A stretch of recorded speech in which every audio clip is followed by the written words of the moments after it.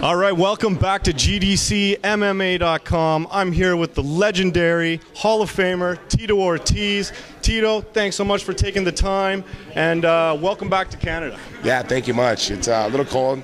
I got a little bit sick from the coldness. You know, it's going from 70 degrees here being 10 degrees, and it's a little chilly, but at the same time, it's nice, man. Yeah. Fans are great support out here. It's been an amazing time. You know, JT brought me out. You know, it's great to have the fans an opportunity to come meet me and, you know, shake hands, take pictures, and that's what it's really about. Cool, man. The fans do love you here for sure. So obviously big changes for you over the last few years, transitioning out of being a pro fighter into more of the business side of the sport. What's your main focus right now? What's taking up your time? You know, of course, my management company, you know, Primetime 360, working with Chris Cyborg and her career, and other fighters that are up and coming, you know, just trying to get the best guys out there. You know, the people who actually that want to work, want to put in the time, not just fighting, but the business acumen of it that I've done through my whole career.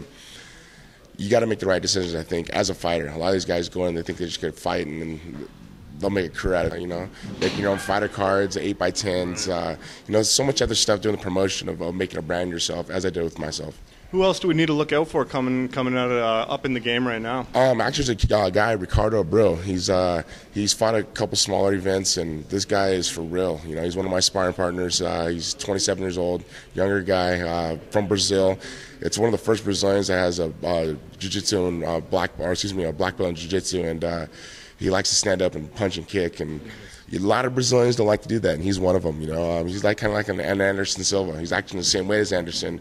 The kid's a monster. And of course, Chris Cyborg getting ready for April 5th. She'll be fighting against a girl who's really, really tough, a black belt in jiu-jitsu herself. And I think you know, people get to see Chris Cyborg for what she really is, and she's a champion. And you know, people talk a lot of bad things about her, but you know, she's a wonderful girl, and she trains really hard. And her at 145 pounds, there's no one better than her. I know. So three fight deal with Invicta right now. Yes. Talks stalled with the UFC, but do you foresee her going into the UFC after that? Are we going to see that Ronda Rousey matchup at some point? I hope so. You know, we want to do a catchweight at 140 because she can't make 135, and people kind of give a lot of bad talk because of it. But you know, her whole career, she's actually been at 145. Why is she going to make the cut of going down to 135 if Ronda's only fought 5 fights? And it's just one of those things that you see in the long run. They're just trying to hinder her fighting style with Chris of getting down to 135. She's never fought there. You know, she defended the world title, you know, 5 consecutive times, 145 pounds. They want to try to hinder her and, you know, put a handicap on her of her making 135. Why would you do that to a champion that's dominated so much at the 145-pound weight class? Let's do a catch weight at 140. And, you know, Cyborg, she says she wants to do it at 140. And she's in shape, man. She's in shape at 160 pounds, and her to make 145, that's the weight class she's been making for a long time. But like I said, just wait until April 5th when she fights. People are going to go, wow, this girl's for real. Right on. Now, you alluded to some of the mistakes that you made that you're trying to avoid with the fighters that you're bringing up right now. What are some of those mistakes? What kind of advice do you have for the young bucks coming up in the game right now? You know, I mean, just in general, I think those kids really need to understand is marketing and promotion. You got to do the extra work. You know, you got to go out and think outside the box of not just being a fighter and being a businessman. You know, a career as a fighter only lasts so long. You know, I was one of the luckier guys in UFC who was able to do a 15-year career, and I'm very thankful for it. But at the same time, you know, the mistakes that I made, just negotiation-wise, you know, I probably shouldn't have said the things I said. But I wear my heart on my sleeve, man, like no other. Fans love me because of that. But, you know, as I look out for these guys' careers, I want to make the better decisions that I made through my career. At the same time, as I look at it, just do the right things. And that's what I'm going to do. Right on. Well, it's an honor and a pleasure. It's great to meet you. Pleasure, man. Thank you. Thank you so much for tuning in to GDCMMA.com. Check out the website for more. Big shout out to Haymaker Fightwear. Big shout out to Lights Out Management, Breaking Point, Vindictive, and thanks so much to Inner Circle for putting this all together. Fraser, the legendary Tito Ortiz, we are out. For tuning in to GDCMMA. I am here at Breaking Point Mixed Martial Arts in Burlington, Ontario.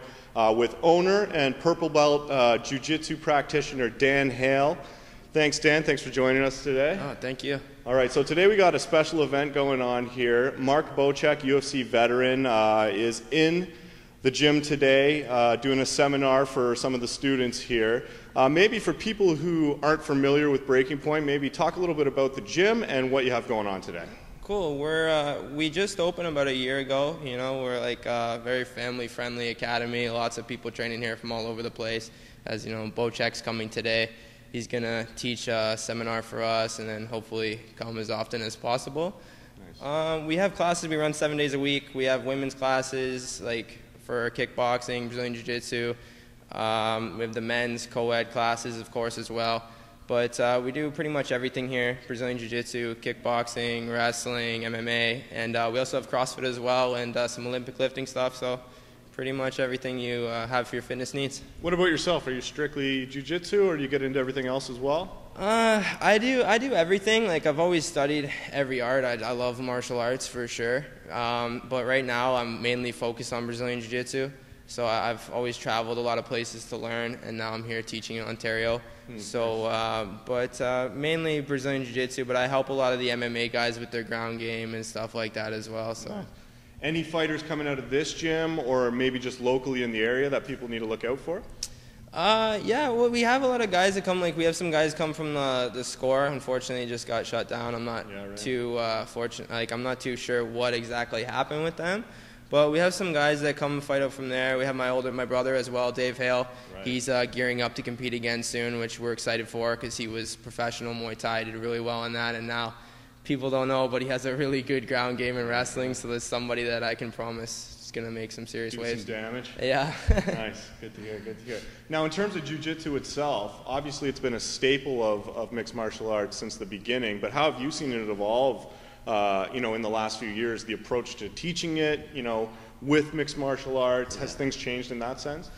I think it changed every single day. Like, sometimes, people think, they know it all, but, I feel like I learn something new every day. Like, you need to just pick things, anybody can teach you something, Right. So Jiu-Jitsu evolves every day. Like, if you were to take a year off and come back, you'd be like, whoa, what's this arts change again? It's huge, Right. So it's a great art, a lot of women train now as well, kids, family, it can be any age to train Jiu-Jitsu, so it's it's something for sure. You guys do gi and no gi, or? Yeah, we do gi and no gi. Most, we have a couple no gi classes, but we do mostly gi classes, but we do both. Cool, and I gotta ask, tonight's a big night in the UFC. Yeah. Ronda Rousey, Liz Carmouche, first ever female fight in the UFC, and it's a headliner. I noticed there were some women out here training. Yeah. What do you think about the women getting into the big show with the guys? This is a big event. Just give me your thoughts on that. To be honest, women in the UFC, that's awesome. A lot of people, I think they, look at it oh, there's girls in the UFC. I think it's crazy for them to say that, I think it's awesome, not just because, they can showcase their skills and have them in the big spotlight. I have a women's only kickboxing class here. I have a women's only Brazilian Jiu-Jitsu class here that I focus on because they like to train, the guys don't bug them, and then, they can practice, So, I feel for other women to see Ronda Rousey and Liz Carmouche in a main event of the UFC is huge for everybody because now more people are going to want to train. More girls are going to want to try the art, more fitness, they can learn self-defense, stuff like that. So now I think it's a big positive for everybody for sure. Right on. What about you? Anything big coming up for you? Right now, I opened this academy a year ago, so I have taken some time off with competition, just focusing on the gym. We've made a lot of champions in 1 year. A lot of guys win a lot of jiu-jitsu competitions, some MMA fights and stuff, so that makes me happy. So I feel like I'm still competing with them along their side, of course.